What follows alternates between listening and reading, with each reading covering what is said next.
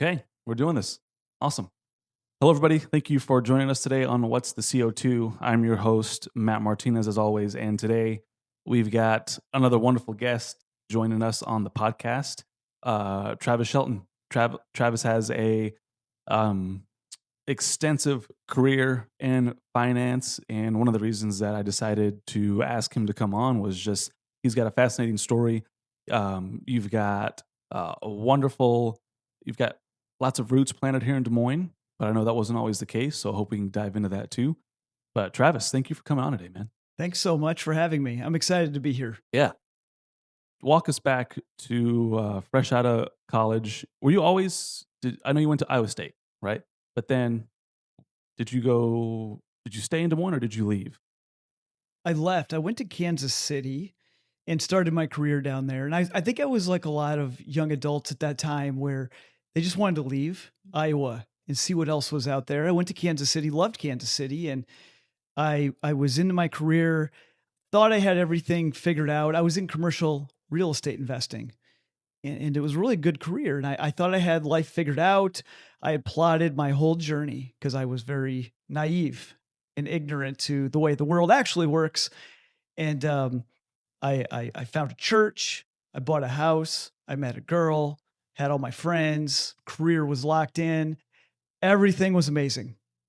And then I walked into work one day and there was a stranger there in a suit, pulled me into a conference room alongside all of my coworkers. And it was communicated to us that our company was shutting down and everybody was fired.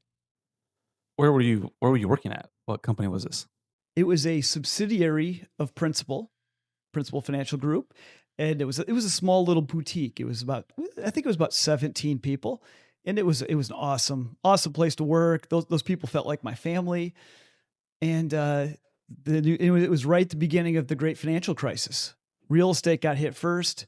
We were on the riskier side, and we got bit hard. And that was like an oh crap moment for me, because I thought I had my life figured out. And they eventually went on to say they were going to try to have a job for me in Iowa if I wanted a job in Iowa, but that was my home. And maybe I should mention I had been engaged for 3 days at this moment, and I had to go tell my new fiance of 3 days, who's from Kansas City, that things are not going so hot. And the elephant in the room for me was that I had a whole bunch of debt because I was doing things the way the world said to do things, and I was supposedly smart with finance. And the way I was doing things worked really well until the moment it didn't, and that was the moment it didn't. So I had to go tell my new fiance that her supposedly money smart fiance had ruined everything. And I was blessed to eventually have an opportunity to move to Iowa. But at that time, I didn't really have a choice. Debts needed to be paid, bills needed to be, taken care of. And so we moved to Iowa, and it was an involuntary relocation. But in hindsight, it was probably one of the best blessings of our lives. And it's been a journey. I ended up moving. She stayed in Kansas City until the wedding. And we made a promise to each other at that moment. We said, we will never again let money dictate our life's decisions. We were going to completely uproot our lives because of these dumb decisions I had made. I put myself in a position where I lost the right to have a choice. And we said, we will never, ever do that again. We're going to get out of debt. We'll never have that again. And we will always be the author of the story. And we will never let money make decisions for us in any context. And so that was the beginning of a journey for us. And it took 4.5 years. We paid off the debt, $236,000. Yeah, It was awesome. that's wild. So it was such a joy, month after painful month. And it was a journey. And though I wouldn't wish that upon people, I wouldn't take it back. I wouldn't undo it. I think it helped. It showed me humility, discipline, contentment, and it reshaped the way I see the world. Yeah. I mean, we're gonna get into your story for sure. I want to go back to 2008 though, when the huge market crash happened. At this point, everybody knows about it, right? I mean, the general pop knows at least the idea of it. Um, I've watched The Big Short. You know, it's like that's like the extent of what I know. I was in high school when this all happened, but for you being, you know, very much deep in it prior to 2008, like in 2007, or maybe even earlier than that, did you like? Are there any tea leaves out there? Like, did you have like a whisper in the air about what was going on, and like people just chose to ignore it, or like when that guy walked into your office, like it came as a complete shock, like just the whole overall of just what happened in our country. I mean, you could feel it. You could feel it coming. And I mean, the few years leading up to it, you could see the decision making in real estate investing as a whole started to get a little questionable. And you could see we were making decisions and people around us. I think we were making decent decisions, but you could just feel some of the discretion leaving the room. And in hindsight, you might ask yourself, well, why would you make these decisions in the moment? There was a lot of people making a lot of profit doing things, and it kind of felt good to a lot of people at the time, and it was really good until the moment that it became the biggest nightmare of their lives and of their organization. So you could feel you could feel the momentum in the discretion shifting for a while. And then there was a moment where you could start to feel the uh-oh piece of it coming. So when that happened and our company was shut down, was it a surprise? No, it was sad. And I think we were hoping that wasn't going to happen. So I don't think there's anything that can like dull the shock and the pain that comes from that. But you can see the cracks were showing significantly by that point. And I think it was a matter of time. Yeah. All right. So you had accumulated the $236,000 in debt. Where did that, if you don't mind me asking, what was that? Was it like student loans? Was it like just the um, the part of the business that you were in? Like where did it all come from? There were student loans. I can't remember if the student loans were paid off by then. It was a myriad of things. It was a house. It was a car. It was some no kind of a interest free like furniture and appliance loans. Ended up being my engagement ring. Sorry, Sarah. Engagement ring debt. I mean, anything that I could finance, I would finance because I looked at it through a financial mind. You know, you borrow at this much, you can earn a higher amount. Like I bought into that, which mathematically is all true. It's all true mathematically, but in reality, it doesn't always work that way. The sequence doesn't always work. You have to have things align for you. And in that particular case, it did not align for me. And I had to eat the consequences of that. So there were a number of things in my life at that point. And I think the elephant in the room at the time was that the house values were dropping significantly, but your loan to value. I remember when I bought my house, and I remember I was applying for my loan, and the lender asked me how much money did I want back? Not how much down payment did I want? How much money did I want back from my purchase? So when I bought my house, I could put a negative down payment. They will say, "We'll give you money to buy this house." That's how crazy it was back then. So they would lend you more than the value of your home. And I didn't do that. I don't think I put much down, but I had friends that were financing their houses for more than 100% of the value. Again, interesting decisions were being made by institutions back then. And we laugh at it now, but what a dumb, Yeah, it's dumb wild. Yeah. scenario we were playing in. So I didn't have a lot of equity at the time. So when all of a sudden the world came crashing down around me, number one, nobody was buying homes. so I couldn't sell it. And two, even if I could sell it, I was going to lose money because I didn't have a lot of equity to begin with. Values fell. People always talk about housing crashes. When are we going to have a housing crash? When's the next housing crash? We've only ever had two housing crashes in the history of America: the Depression and 2008. Those are the only two we've ever had. So it was a very weird time, and I was just stuck. So I couldn't sell my house. So I ended up renting my house to somebody else who got their house foreclosed, because that's what was happening. Everybody was losing Oh, their wow. homes. Yeah. So there was a young family, they got their house foreclosed on.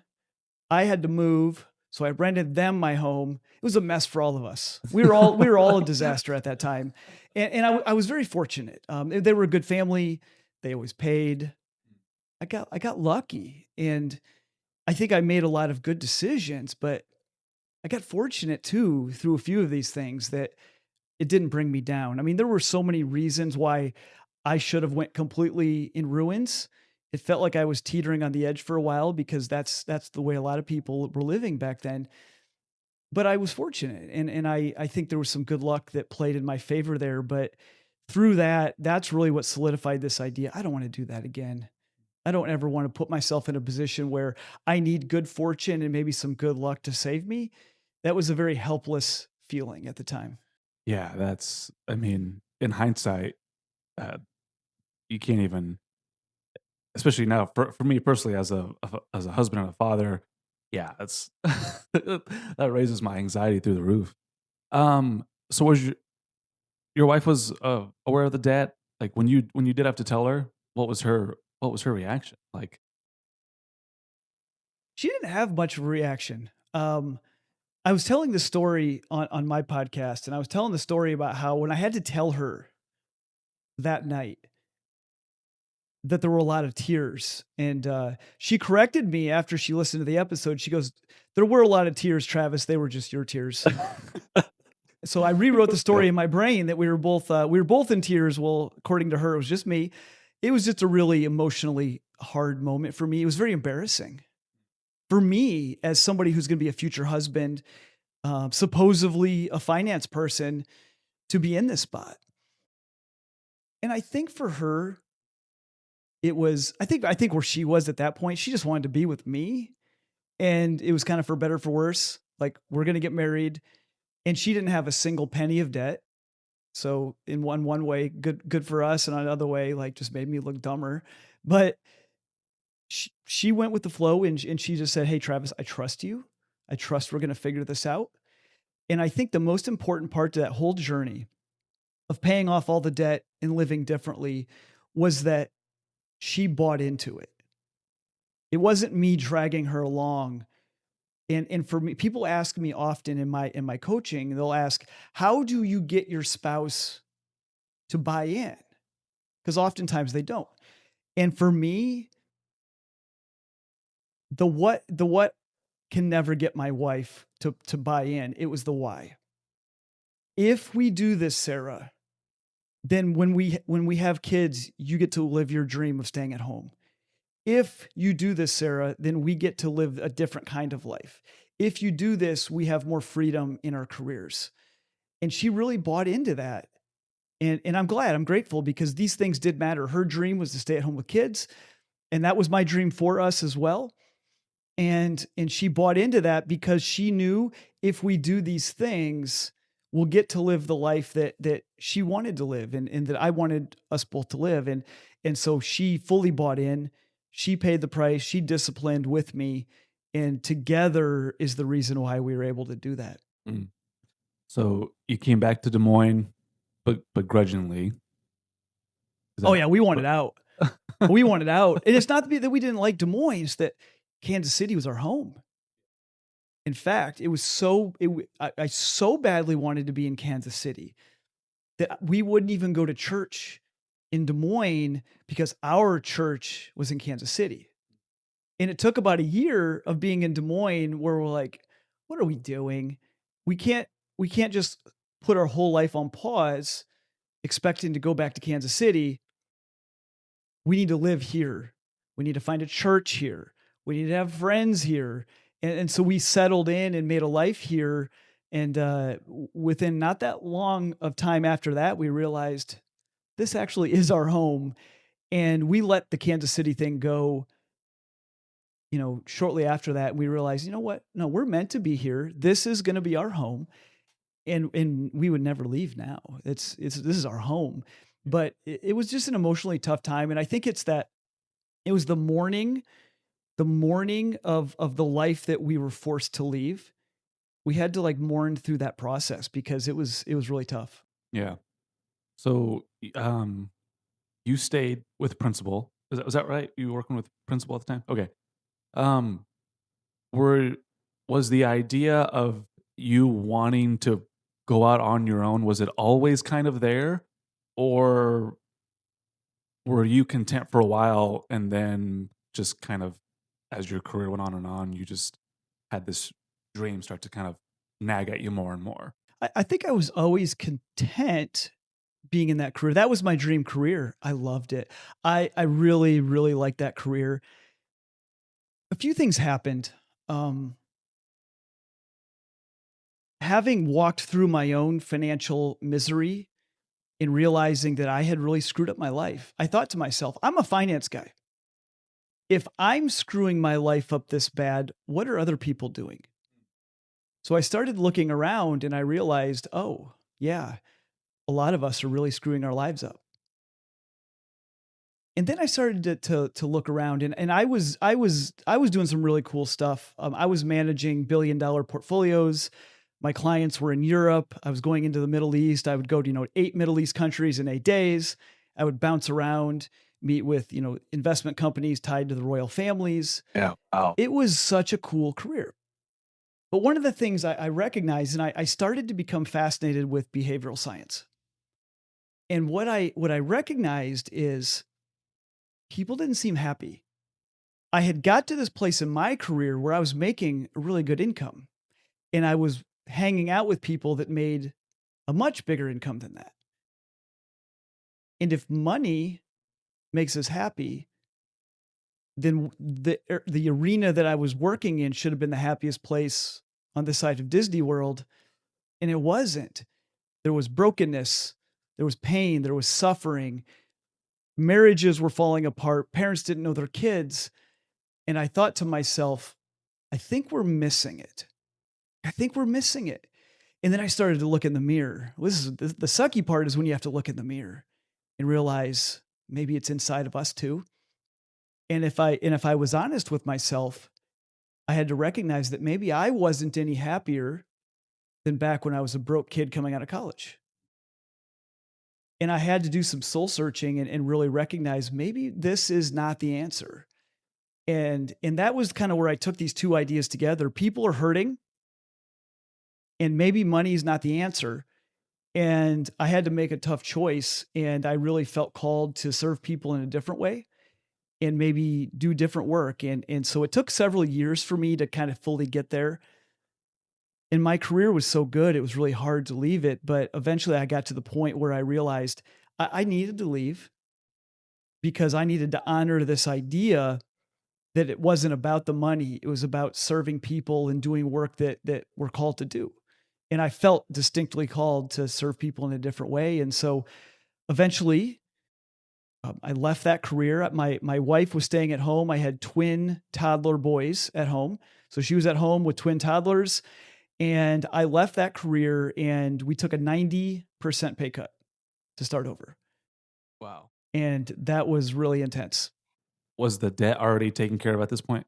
The debt was long ago taken care of at Okay, this point. So the gotcha. debt was paid off in 2012. Okay, I left that career in 2019. gotcha. And I think something interesting. So 2012, debt was paid off. Something happens to us when we get on the other side of those financial pressures, namely the debt, is that my career didn't change after that, but something changed because I would wake up in the morning kind of excited for what I was about to do. And I think what happened was I no longer had to go to work. It was something I got to do. It was a privilege to go into work. And I knew that I didn't have to be there because I didn't have that debt anymore. And there was something freeing, and it allowed me to view work as a blessing instead of a necessary evil. And it changed my relationship with work forever. And I think that's when I started to thrive in work because I was able to go to work and just say, I'm just going to serve my clients really well. I want to be excellent today. Not I got to go to this place so that I can get this check so that I can pay more debt down. It felt like it shifted inside of me. So that stretch from 12 to 19 really made a difference for me. And then when I left in 19, it was just knowing we have to do this. Mhm. Did the decision to leave, um, was it a little bit easier for you to make that decision, because of the previous life experiences that you had already gone through? Like, the housing market crash, you having to relocate, having all the debt, taking it down, like, those are huge challenges and obstacles to overcome, but you did it, and then fast forward to 19 when you have this when you have this idea, you have this dream, you're like 90% pay cut. Did that make it just a little bit easier just to tell yourself, "Well, I've done hard stuff already before. Like, I'm confident in myself that I can do this now." I don't know because it's just really hard. It's more of a psychological thing. There's something really culturally and emotionally difficult about knowing you're in a good spot financially and knowing that you're going to make a decision that's going to undo all of it. There is nothing like that cultural pressure to keep going Yeah. Keep and the status quo. keep the status Yeah. quo, always move forward, always ratchet ahead. And I was undoing the whole thing. And that is an emotional and identity struggle unlike anything I've ever experienced. And it's amazing how much we tie our identity to the status, to the title, maybe even to the income.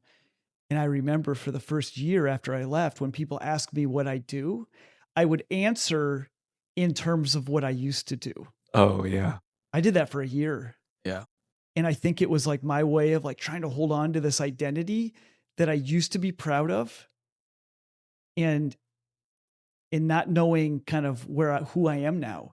And so there was a battle, there was an emotional battle in that of leaving that and having to kind of carve a new path. And so, is there a piece where I'd done hard things that I had paid off debt? That certainly helped. I can promise I never would have even considered making that choice had we not paid off that debt. I don't even think it would have been feasible. But I just think there's an emotional battle that we struggle with when it comes to choosing meaning over money. When to choose meaning over money, it is that's a gauntlet inside of us, but it's also external because the people around us do not accept us choosing meaning over money. That's not a culturally acceptable way to live life. Yeah. Oh, that's a whole deeper philosophical question that we'll get into, at least I hope we will. Um, I know you have a rule, and I'm curious where this rule came from, but you always ask yourself, is it every March? You kinda give yourself a would you give yourself a 1-year extension on your in the job that you're at? Is that correct? Am I saying that right? Yeah, yeah. I like that you remember this. Um, I and maybe it's because I grew up west of Chicago in the 90s and my dream was to play with Jordan, Pippen, and Rodman. I really felt they Yeah. could use me to win a couple more titles. And they broke the team up in 98. And it turns out I was never that good. But maybe it was my dream to be in the NBA. But this idea of 1-year contract, I've started this in my career where in my company where I started my career, promotions, pay raises, bonuses would all be administered in March. I would receive that, and then I would make a decision. Do I want to give myself a proverbial 1-year contract? And I would make a decision. And if I did, I was going to commit and I was going to lock in and I was going to try to do the best I can. And then next March, we'll make a new decision. And I did that every single year for my entire career. And I think one of the fun parts was that when my wife and I were talking about me leaving, March would come and she would say, Travis, it's time. You need to leave. And I'm like, I'm not ready yet, Sarah. I'm not ready yet. And then next year comes, Travis, it's time. And I was like, Sarah, I don't know if I'm ready yet. And then we get to a year, and then she would say, let me guess, it's not time yet. And I said, it's time. I said, one more year. I said, we're going to sign one more contract. And when this one expires, we're done. We're going to spend the next year getting ourselves prepared emotionally, mentally, financially, spiritually. We're going to get ourselves prepared. And when this 1 year contract is up, we're done. And that was it for us. Wow. It's kind of a side note. You grew up watching Jordan, Pippen, Rodman. Did the Jordan mentality have any positive upbringing in your life? Like, did you know you were watching probably the hardest worker in the room at the time in the NBA, and Oh, we did that knew. have an Oh, we influence? knew. Oh, Yeah. we knew. You could feel it. Yeah. You could feel it growing up in the 90s. And here's how much I knew. There was 1 year where when the Bulls won the title, we're going to go to the parade. And there was a health emergency. And we couldn't go. And I remember telling my parents, that's okay, we'll go next year. Oh. Next year came Yeah. around and something else happened and we couldn't go. And we said, that's okay, we'll go next year. And then we couldn't go the third year. And then that's when they broke the team up. But it was this idea that it's like, of course we're going to be here. Yeah. It's Jordan, man.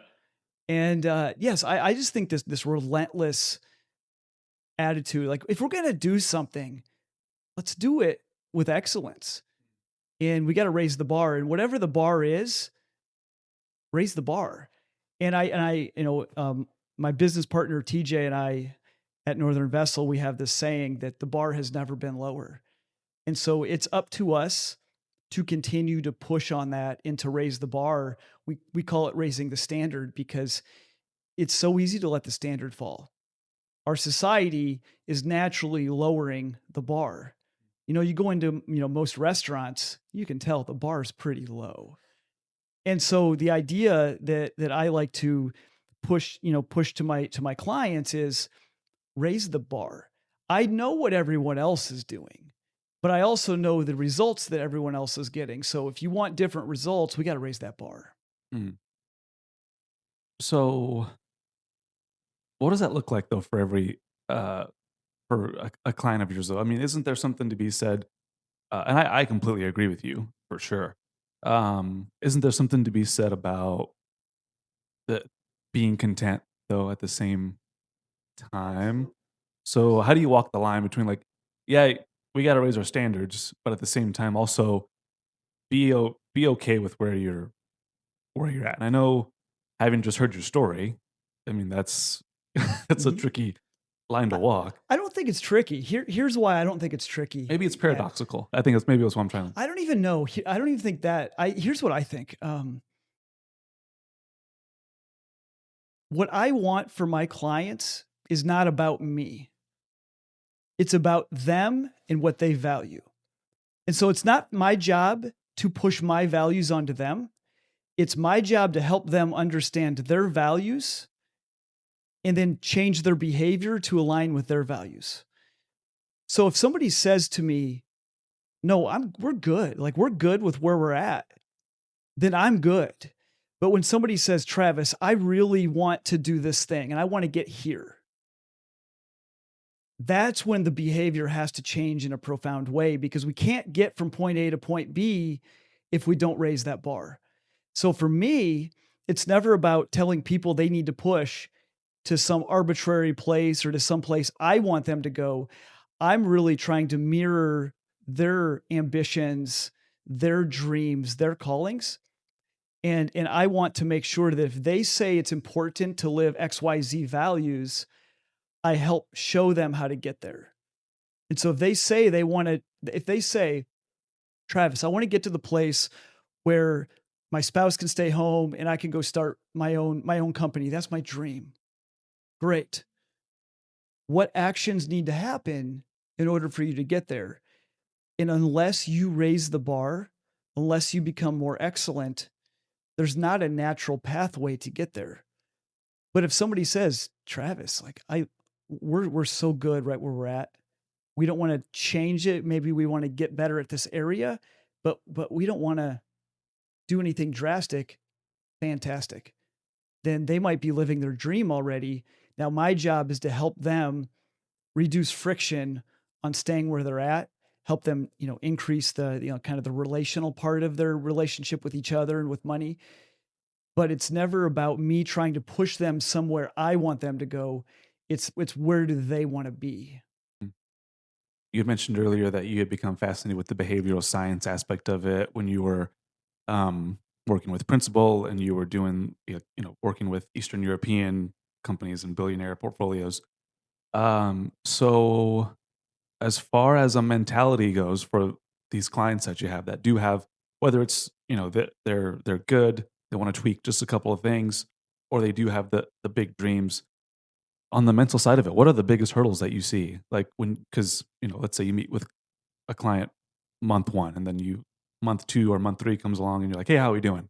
And then they say, oh, well, this happened, that happened, or no, we haven't gotten there. Well, what are you, is there a constant theme you're seeing? Or is it, I mean, everyone's lives are different. They have different their own challenges, their own struggles. What's the roadblocks that you're constantly see coming up? It's I would say on a holistic level, it's the pressure to measure our lives on money, stuff, and status. People might say, what's most important for me is to be home with my kids more, to be able to give more, to be able to have less stress with money. They'll say that, but their behavior says, I'm going to go buy a new car. We're going to go join this exclusive club. We're going to buy these brands because of what people think of us. We're going to post more of these sort of things on social media. It's about the stuff, the status, and the money. And it's really about breaking free from that. And it's the curse of more. We live in a society that says we should always want more. And social media has only exacerbated that. And so the problem with more is that every time you get more is still what's more. And it's like you're jumping on that hamster wheel and you're running really fast. You could see you're running fast, but you're also on a hamster wheel. You're not getting anywhere. And people get caught up in that so easily. And we don't see we're getting caught up in it. We think it's what we want. We think it's what we should be doing. But if we're really to put ourselves, up to a mirror and say, no, what do we really want? I don't think that's what we really want. It's just what our behavior then reflects. And I think that that's the biggest issue that we have in our society right now is we may say there's something that's valuable to us, but our behaviors are not aligning with that. And that's just a byproduct of the people around us. And I'll share one very short story that relates to this. I remember I had 3 clients. All 3 of these clients would come into my office and they would be frustrated and tired about the pressure of keeping up with their neighbors, keeping up with the Joneses, if you will. And they feel the pressure to keep up. Then one time I saw a picture on Facebook and all 3 of these couples were in the picture. I didn't know Oh. they knew each other. And I'm like, what is this, like a hate Travis fan club here? Well, it turns out they're all neighbors. Oh, They're all wow. friends.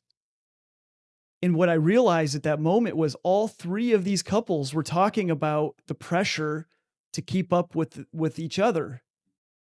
And at the same time, they were the ones putting the pressure on the other ones. It was an arms race that they didn't know they were each in. And so they all felt the pressure, but they were also simultaneously the ones putting the pressure. And I always say we can opt out of that game. We don't have to play the game. If we want to step out, we can step out. And I think that as a culture, we're so deep in this right now. And I think that if I can, I meet with an NFL player and then I meet with a business executive and then I meet with a school teacher. We have the same conversations. You just put a couple zeros at the back of a couple of them, but they're the same conversations. How um how prevalent do you think this idea is? Like, well, I guess it's 2 questions. How prevalent do you think it is? Which I guess you probably already answered it, but, um, how healthy do you think our country is as far as actually having a healthy financial mindset? Do you think everyone, not everyone, but you think most people are hiding the financial crisis that they're in behind you know, their social media uh, profiles and things that they're buying? Or would you say no? Like, I think for the most part, like probably half of our society is actually doing pretty well with their finances. Like, what do you know from what you've seen? What do you think the However bad you think it can be, it's worse. okay? And I have an interesting perspective in that I get to see behind a lot of curtains, but I also see the social media front of those same curtains. And I can tell you one does not align with the other. There are a lot of people that are hurting. And here's the secret. This is like the little underbelly that nobody wants to talk about. If you have a good job and a good house and a good car and your kids look perfect and everything is perfect and you are struggling, there is a lot of embarrassment and we're hiding it. People are hurting profoundly right now. But because it looks like we're doing well and we do have good jobs, and if you're still hurting, there's like a deep guilt that can be brewing underneath the surface. Like, who are you going to tell? Who are you going to talk about that with? You're going to tell your friend that's making a half of what you're making that you're struggling financially and you're going to lose everything. That's embarrassing. Those are the conversations I get to have with people, and there's a lot of people hurting. There's the people that are genuinely rich who often don't look like they're rich. And then you have the people that look like they're rich and they're usually not. So it's interesting. If you're on social media, the people who are actually wealthy are not the ones that you think are, because just the way that we portray ourselves and the decision-making patterns that people make. There's a lot of pain right now. There's a lot of built up stress in the system. And that's not me saying there's not a lot of people that are doing well. There are. There are. But I think at a broad level, there's so many more people that are hurting than we would even believe. There's people that are our friends, our family, our neighbors, our coworkers that we are jealous of because of how much better they're doing than us. But if we were to pull back that curtain, I don't think we'd be jealous. Mhm. Did you have a moment like this, like when you were, back when you were like, okay, we got to move to Des Moines. I just lost my job. I'm moving. We've got all this debt. Did you have anyone to confide in aside from your wife? Like, because I think there's something to be said about being able to just have a friend who you can be like, dude, like I'm like knee deep.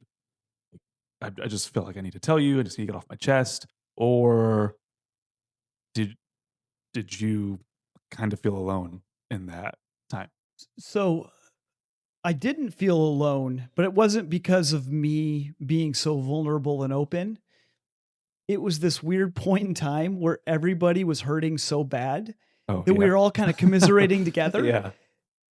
If this were to happen to me, if I were 27 years old again today, and this happened when the world felt like it was going good, I don't know if that version of me would have had the humility to be even able to speak up and say that he was hurting.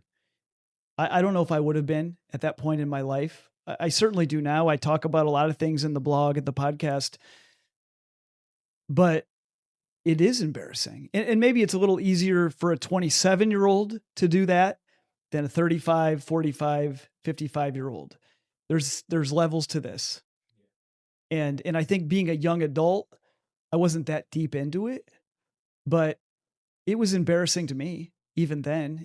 I felt embarrassed.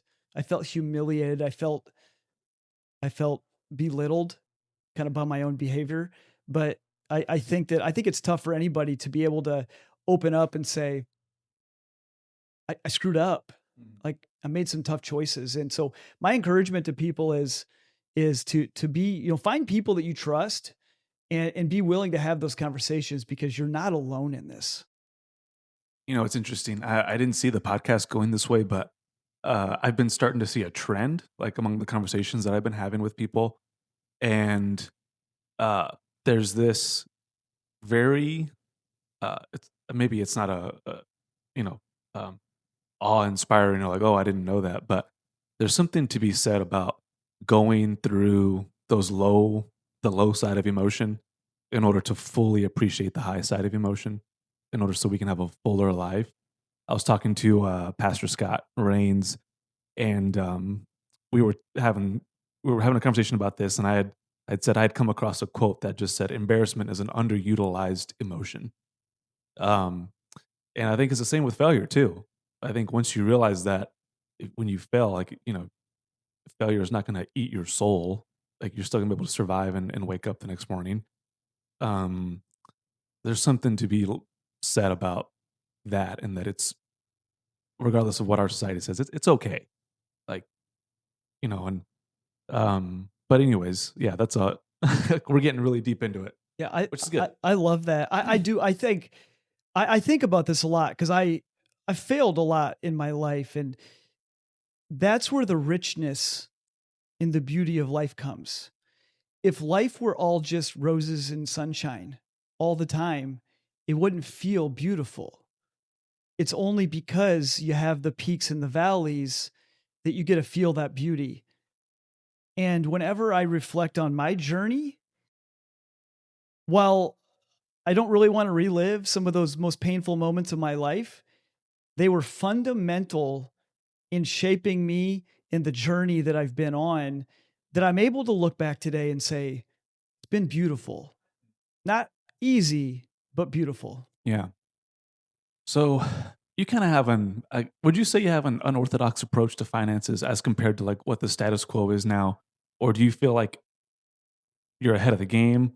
Or is it like, no, that how I'm advising my clients is what is the general norm now? I don't think I'm ahead of the game.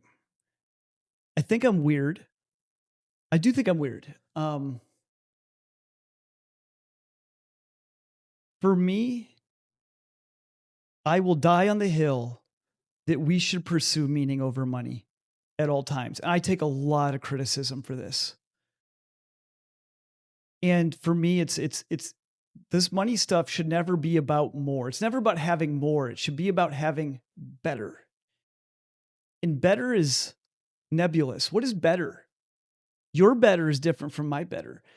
But it's easy to define winning as more because you can measure more.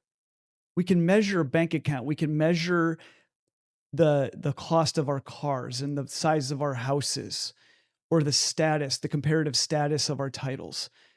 But better is a measurement that's hard to define. We don't like that. So for me, I whenever I'm talking about finance, it's never through the lens of more, it's through the lens of better. And that makes a lot of people uncomfortable. And it makes me sound like I'm not helping people with finances. Because sometimes when I help people in their finances, they end up with less money than had they not hired me. Because it's not about more, it's about better.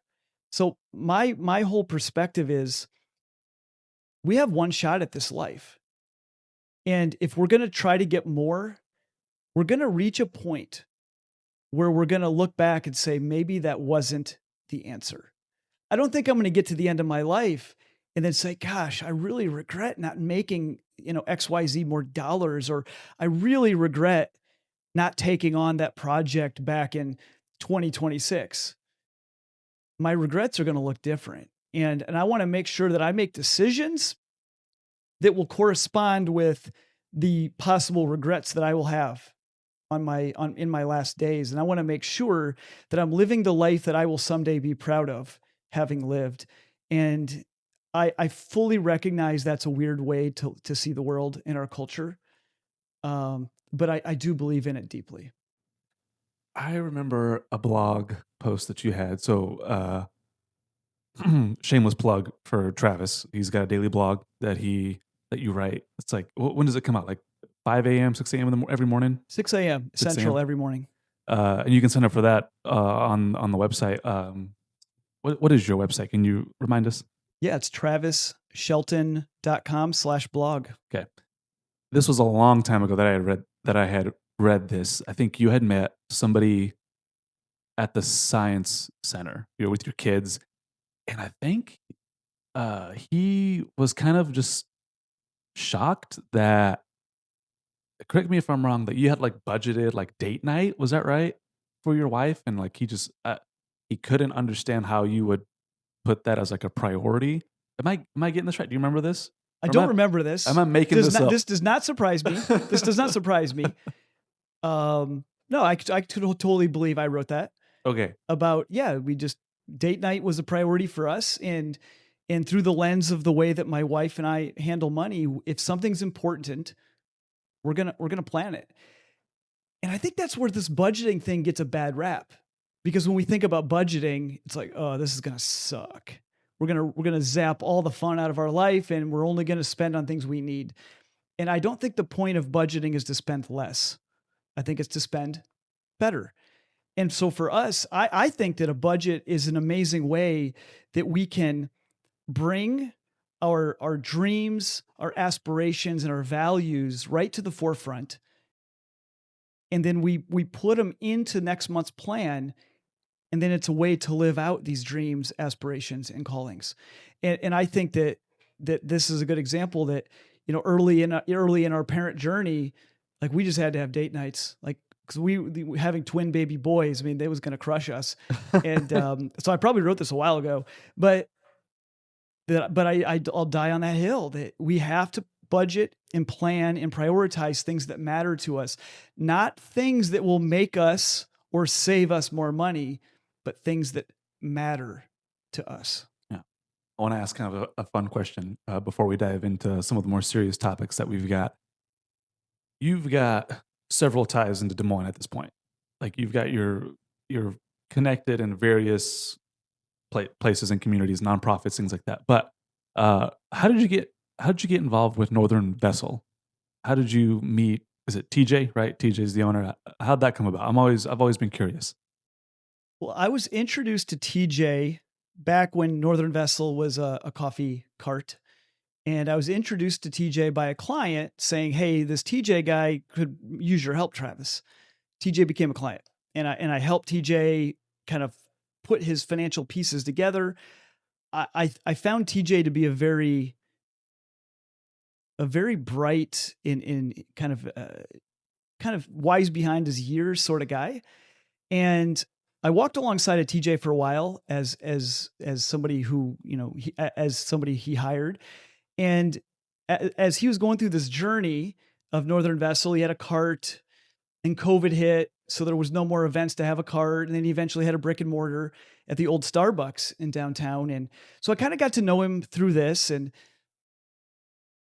didn't know a lot about Northern Vessel, but was just kind of walking alongside of him. And eventually he got to the point where he had to shut down his company. And so I kind of walked alongside of him through that. And it was really sad to watch that happen. He eventually came back to me and said, "Hey, Travis, I'm not ready to let this dream die. I do feel like Northern Vessel is my future. I love Northern Vessel." And he asked, "Can you help me build a business plan to build a brick and mortar shop?" So yeah, I can do that. So I helped him put this plan together. He found some investors. And I get a frantic call from him. And he said, "Travis, something bad happened." He goes, "I need to sign this lease today. And my investors just backed out." He goes, "I have no money. I have to sign this lease. This whole thing is going to fall apart." And I made some comment to him, a dumb joke. And I said, "I should just be your partner." And I laughed and we moved on. But 2 minutes later, he said, "Hey, you should." I should what? He goes, "Why don't you be my partner, Travis?" And I'm like, "That's a crazy idea." And I said, "Let me call somebody. I can't do it myself, but I have a friend who's crazier than me. let me call her. So I called her. Her name's Ashley. I called her and I said, hey, do you want to own a coffee company? And she said, sure.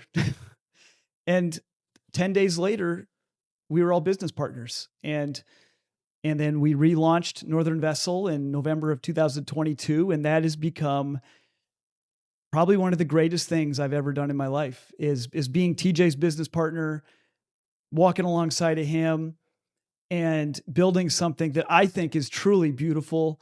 I think what he and the team are building is remarkable. And I'm so proud of what they've done. And it's just one of the greatest joys. Yeah, I was just curious about how that story came to be. I really enjoy Northern Vessel too. Whenever my wife and I are around the area, we always make it a point to go grab a cup of coffee as I drink my blue bean coffee here right now. Okay, so to get back into the more serious conversation here. So, um, you help a lot of clients try to figure out how to one of the things that you do is try to help them figure out how to get out of debt. But one of the questions I was wanting to ask you specifically is there's a certain type of debt that can be just ever long, and it's not really one that we decide to get in. And that's the medical bills, the medical debt that comes along. You don't choose it. It's sometimes sudden. We had a conversation before we started the rolling. I have a very good friend of mine lives in Texas. I'm not going to say names, but I don't think he would be um, upset. Just kind of talking about his story. He has a daughter that's has some heart issues, and it's just it's been a lifelong battle ever since she's been born. And so it's there isn't at least to me there doesn't seem to be always a stopping point on that, right? It's not like a car payment. It's not like a mortgage where you have a fixed date and you can see it. What how do you help your clients? What are some of the ways that you help them just figure out that nebulous of a problem, the complexity of it? Medical debt is brutal. I would say, and I think you alluded to it here, but medical debt is the only non-voluntary debt in our culture. Everything else is a choice. Now we can justify our decisions and say we had to do it, but medical debt's truly the only non-voluntary debt in our culture. It's the only debt that we literally wake up one day and we discover it. It's here.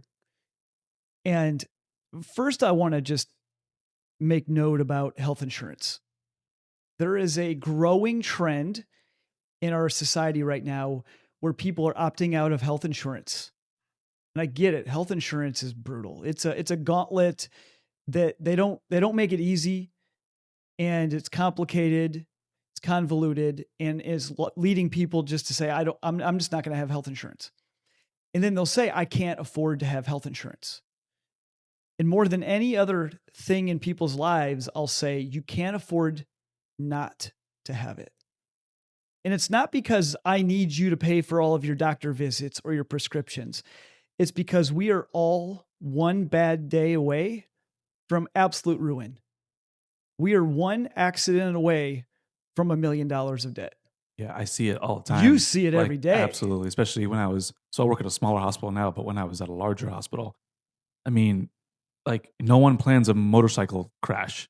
Like, no one like, I remember I had a patient during COVID, like, he had a accident on his golf cart, and never the same again. Like, who anticipates a golf cart accident, right? Or, so yeah, I've got countless stories, and I'm hyper vigilant about that stuff, but that's because I have a very biased perspective on that. But Yeah. sorry, yeah, go Yeah. ahead, We always continue. say it's not going to happen to us, but you and I can walk out of this room and we'll both get hit by a car. I mean, we don't want to be morbid, but we just don't know.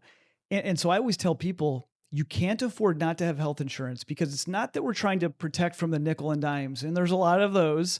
We're trying to protect from the disaster. So first and foremost, I would just tell everybody, find something, even if it's a high deductible plan.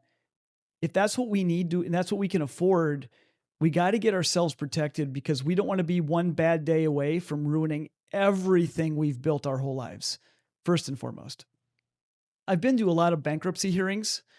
I've walked alongside of people that have been going through bankruptcy court. And the way bankruptcy courts work, at least here in this jurisdiction, is that they'll just sequence through them all day. So you get a slot and you can come in and just watch them all.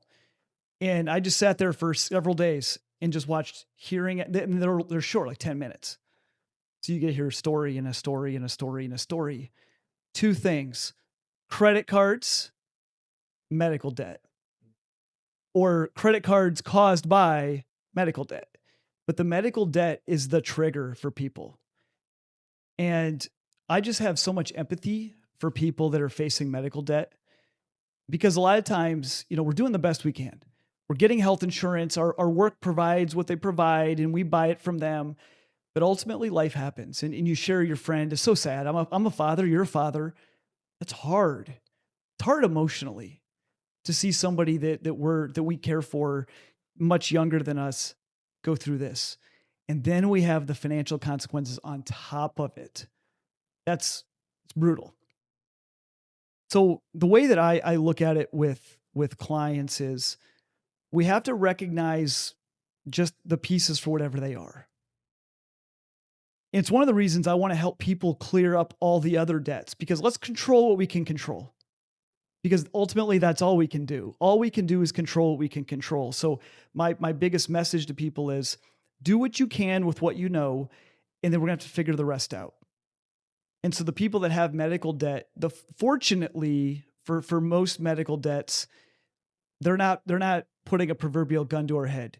They're a little bit more flexible with us. They'll kind of let us figure it out, and we can kind of work through it, make a plan, and attack it. But there's a reality for some people that it's a hole that keeps getting refilled by ongoing medical costs. So my biggest advice for people is all we can do is all we can do. Sometimes you can't avoid it. You only have this much extra in your budget to be able to pay this debt down. And I always say, let's do the best we can. Let's prioritize, be intentional. That's why the budget's so important. Prioritize this money for this debt, and kind of we'll work our way through it. But life goes on. Life goes on. And I think it's just this, we have to have this broader mindset that we are not defined by our debt. I'm sitting here saying we should pay off our debt. We should pay off our debt. We are not defined by our debt. That is not our identity. We are not bad people. We are not less than. And so some of us are working through some really heavy stuff. And I would just encourage people, give yourself grace, do the best you can. One of the things we might want to explore in the meantime is seeing if we can find a different health plan, whether it's a different one through our employer, maybe our spouse's employer, maybe we go to the exchange, but find a way to soften the bleed, because some people have some medical stuff that isn't just going to go away tomorrow. Some of it's acute. You see a lot of that. It's acute. It's a bad moment in their life, and then we hopefully will move on. For others, it's something that's going to linger, and it's going to be the elephant in the room for a long time. And I would just tell people, do the best you can and see if we can navigate ourselves into a better place so that we can slow down that bleeding. How important is it for like, do you have to stay extra vigilant when you're looking at your medical debt? Because like I've had conversations with just even coworkers where they're like, I got a bill and like I was almost certain that this was taken care of. And then I was on the phone for like hours on end until finally they were just like, oh yeah, that's taken care of. So it's like, how many people are out there just like, you know, mm, just because of it being overwhelming and it's very, it is very confusing. Uh, but are you a big champion of like, hey, you got to advocate, like you do unfortunately have to stay on top of it, because at least for what it seems like, it doesn't always seem like the insurance company is going to stay on top of it for you. I would agree with that. I would say be vigilant. Don't be paranoid, and don't be a jerk about it. But I do think we need to, we get a medical bill. I think we need to cross check that with what insurance is saying. We need to make sure that A aligns with B. Before recently, my wife and I got into an argument. She got a medical bill and she just blindly paid it. And I said, Sarah, we don't know if we owe that. She goes, well, we got a letter in the mail about it. I'm like, that doesn't mean it's correct. Or it doesn't mean we didn't already pay it. And I would always say, you can always get questions answered before you pay it. But after you pay it, there's a lot less chance you're going to get your questions answered. And so I always just advise people to just stay vigilant, cross-check, don't blindly pay, but do go look and make sure that it got submitted through your insurance to at least go through that filter of, are there any discounts? How much of it goes to your deductible? But make sure that you've funneled it through. That way you're not accidentally paying triple what you should. Are you are you a big proponent of like the 3 to 6 months of of savings or like emergency fund? Is that something that you preach and like often tell your clients, or do you have a more nuanced approach as far as like emergency savings go and stuff like I that? think, I mean, emergency, yeah, for sure. I think we should all have emergency savings. And I think it depends, I think that varies from person to person. Some people it's, 10 grand, some 20 grand. But I think that, going back to the psychology, the behavioral science, the moment you have to touch your emergency fund, you feel like a loser. You feel like you screwed up. You feel like you're falling apart. You feel like you're going backwards in life. So what I always suggest is, don't make everything end up at the emergency fund level. We know we're going to have medical expenses. We know we're going to have car expenses. We know we're going to have house expenses. So for me, when in my coaching, I help people set aside sinking funds. So think of it as, you're going to have medical bills to some degree. So set up a savings account, call it medical. Now some people are going to have an HSA. Like, that's a great tool, but let's just say you don't have an HSA. Set up a savings account, call it medical, put money in there through your budget. Now, when the medical bills come in, you're going to pay them out of your medical fund. It doesn't feel like you're a loser now, because that's what it was meant for. So I would say, if you can set aside money that you're ultimately going to use it for these purposes, medical, cars, house, as such, it's going to help us psychologically not feel like we're just getting our face kicked in all the time, because there's nothing worse than having to repeatedly go to that emergency fund to remind us of how much we failed. And so I think that medical fund is a game changer for a lot of people. Do you have any big wins? Do you have any like just stories of like clients of yours that are like, as far as like the medical debt goes, like they were able to get out of it, and like, can you touch on if they like things that they learned, or what to do in the future for them, what not to do, like what any stories that you can think of off the top of your head? It never hurts to ask. And what can happen a lot of times is, and this is more for the acute sort of things, the one-offs, but let's just say you have 15 grand of medical debt. That's a lot. And some families can't absorb that. I mean, that's just too big of a hill to climb. If you call the medical provider and just be real with them, be polite, be sincere, be transparent, and say, look, I owe you this money. I owe you 15 grand. I don't have 15 grand. I'm so sorry. I don't have it. I don't have this money. Is there any way you would take a discount on this? I have some money, but I don't have the 15 grand, and I don't know when I'm going to have it. And things are just really tight right now. And if you just ask that question, and you ask it with sincerity, without entitlement, without expectation, we never know what's going to happen. And I've had that happen a lot with my clients. Now, if a client has 40 grand sitting in savings, I'll say, I don't know if you want to do that. Like, that doesn't feel sincere to me. It feels a little misleading. But if you're really in a spot and you can honestly say that, and it's truthful and you mean it, ask the question. The worst they can do is say no. So I've had clients that have negotiated discounts, and I think that if we are granted those, we should have a posture of gratitude and humility with that, and really be thankful to those institutions that give us grace, because these are some heavy burdens. And so I've had some clients be able to work through some scenarios like that. And I've had clients that just have some wins where they get on the other side, and sometimes it's with a complication in birth, where they have all this debt that's tied to the best moment of their married lives, and then now they have this lingering burden that's following them in the form of a debt. And it's really cool to watch a family say, we just want to get rid of this. We want to move on and just be a new family of 3 or 4 or whatever it is. And they'll just say, we're going to set aside this money for the next 11 months. And when we're on the other side of this, we're done, and just kind of methodically work their way through it.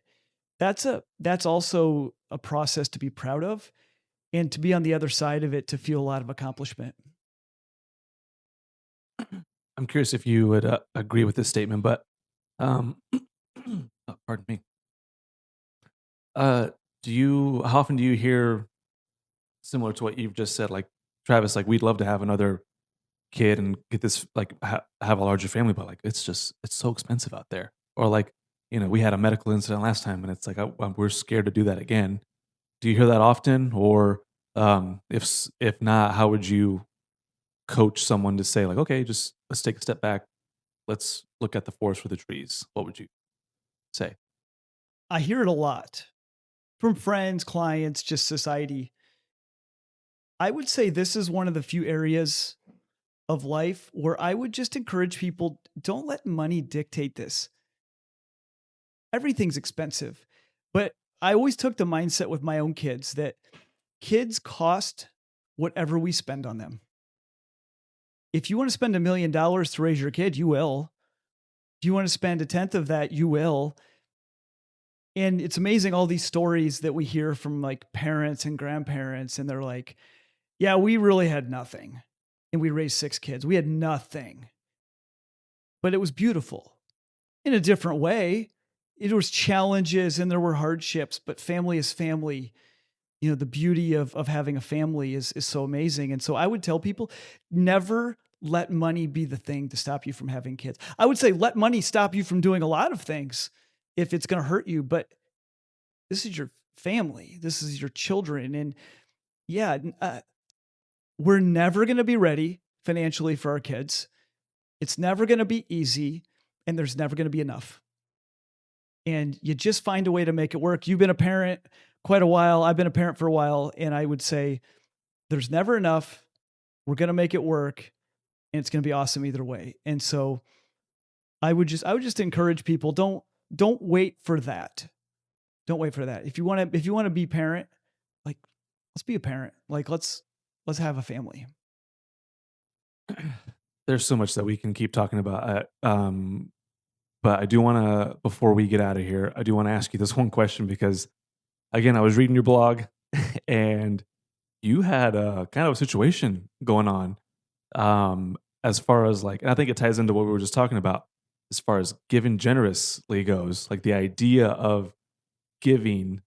Um, you had gotten some hate online, at least from what you were saying. So, uh, let the audience in on what that was about, like what was going on specifically in that scenario. Yeah, there's certain topics that just garner a lot of criticism, or we can say constructive feedback with a lot of F bombs in it. But this particular story, yeah, this was recent, so I do remember this one. Um, since we own Northern Vessel, I tell my wife Sarah, I was like, Sarah, quit buying coffee from Amazon. Like, we'll get coffee at our shop. We have some of the best coffee in the world that we source for Northern Vessel. And I always say, we'll buy coffee. And so she said, okay, fine. And she buys into it now. And she said, can you get coffee when you're at the shop today? Sure, I will get you coffee. So I went in. I actually remembered to buy her coffee. It was a miracle. I bought her coffee. I'm sitting there, I'm getting some work done.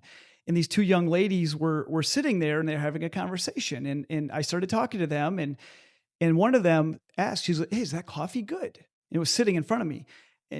She's like, I've been thinking about it. She's like, I just started coming. I saw the coffee. Is it good? And I'm like, yeah, it's really good. And she said, I'll have to buy some sometime. Time passes. I'm getting ready to leave. And before I leave, I give her the coffee. And I said, this is for you. You take this coffee. I hope you enjoy it. Thank you so much for coming. We're so glad to have you here. And I walk out and I get home and Sarah goes, did you buy coffee? And I said, I bought coffee, but I gave it to another woman. And then she said, of course you did. Not of course you did that I would like gift other women, but of course I would give it away. So I wrote this post about how we just need to be generous always. And if we're walking from the grocery store to our car and we have a load of groceries and you meet somebody on the way and they need it more than us, we should just give it to them. This idea that we should just give. And people don't like that idea. And I was called irresponsible. What was I called? Naive. I was called a bad husband and a father. And there was a lot of criticism that came from that. And I think this is kind of like, I try to push some of these soft spots in our culture in my writing. And it's just what comes with it. And I think that it's proof that we're talking about the right subjects. And I think you're going to experience that here with your podcast. You'll know when you're pushing on the right topics because you're going to get the pushback. And for me, when I just think about how we live meaning over money, society says, take care of yourself. You earned that. That's yours. You keep it. You enjoy it. And I'm thinking over here, if meaning is more important than the money, why not just give? Why not be generous? Why not bless other people? Why not help others? That's meaningful to me. Me having more, me having that coffee personally is less valuable than me blessing somebody and brightening their day. And I think that that's like a silly, dumb story to illustrate this idea that we just should have a posture of generosity and it should never be about more. It should be about better. And then you had somebody write to you that they actually went through with this idea. Uh, I mean, so there's a highlight right there. Yeah. She took it literal. I get all this hate and I share the hate, but I have to share the other side. And this woman, I've never met her. She responded to my blog and said that she reads the blog first thing in the morning. A lot of people are like, I read my Bible, I drink my coffee, and I read your blog, which is the best compliment ever. And she said that often she'll reflect on the blog as the day goes on. And later that day, she was at the grocery store. And I made this comment about if you're on your way to your car, you should give it away if somebody needs it. And she said that she actually went to the grocery store, was in her car on her way home. And on the way home, she had this thought that there's this single mom that she knew from church that's having some tough time with her income. And she turned her car around, drove to this woman's house with $250 worth of groceries and just pulled into her driveway and gifted this woman her groceries. It's so beautiful. It was just so beautiful. Yeah, I mean, to me, it's honestly, it's kind of mind-boggling that this is such a hot topic of contention. I guess just because I'm not in the space, so I don't know. But I have another example. There's a different couple in Texas who we know. Their child isn't able to walk just from a birth issue. And so they were sharing their story, and they were like, our insurance denied a wheelchair for our kid. I don't know the specifics as to like why or whatever. And so they were just asking like, hey, would anybody? It was a very humbling experience, for them. But they were just asking, like, they're like, we just have to ask. And I mean, the amount of people that did give in order for this kid to get a wheelchair, I mean, it was amazing. They were beyond belief surprised how many people were willing to donate. And you hear that story, and I was like, well, yeah, of course, it's a great story, but I guess there's a line to where your generosity can only go so far. I don't know. So yeah, it's a very nuanced, I guess, idea in today's world. I don't know. I think it's really the people that want to be generous kind of aggregate themselves together. In this case, like what a beautiful story. But that's the minority. That's the minority of our culture. And I think this idea of living our lives with open-handed generosity is very countercultural, and it's incongruent with the measuring stick of success. Because if I give a bunch of money away, I have less money, meaning I went backwards in the measuring stick of life. And what I would argue is if I didn't give money away, or if I didn't give resources away, I would be wealthier, but I wouldn't be richer. Richness is something that can't be measured by a bank account. And I think that every single time any one of us can practice open-handed generosity, and the dollar amount is not important.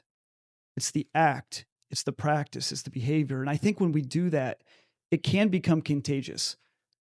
Lives were changed in the story you just shared. These people stepped in. The recipient of this money, their life was changed forever. But I have a feeling that some of the people that stepped into that moment with generosity, their lives might have been changed even more. And they didn't know it at the time, but maybe that was a turning point in their journey with generosity, that when they stepped in, they realized that being rich is better than being wealthy. And I would testify that once we lock into that way of feeling about life and doing life, it just changes everything. And you can't imagine going back to the other side. Yeah. Well, with that, we're gonna have to call it a day. I've got a busy schedule, aka got to go pick up the kids. So, Travis, man, thank you so much for coming on. Where can people find you online? Where are you at? You can find me at TravisShelton.com. My blog is there, Meaning Over Money podcast, Apple, Spotify, wherever you listen to podcasts. And then you can find me on Instagram at Travis Shelton. Travis, hopefully we can do this again sometime. I think we only scratched the surface. I think there's so much more we can discuss and talk about. But again, thank you for coming on. I appreciate it. Thanks for having me. It was fun. Yeah. And until next time, guys, take care. Bye-bye. Whew. That was good. It was fun. Thank you so much. I really enjoyed having no idea what you want. I never knew where you were going, and I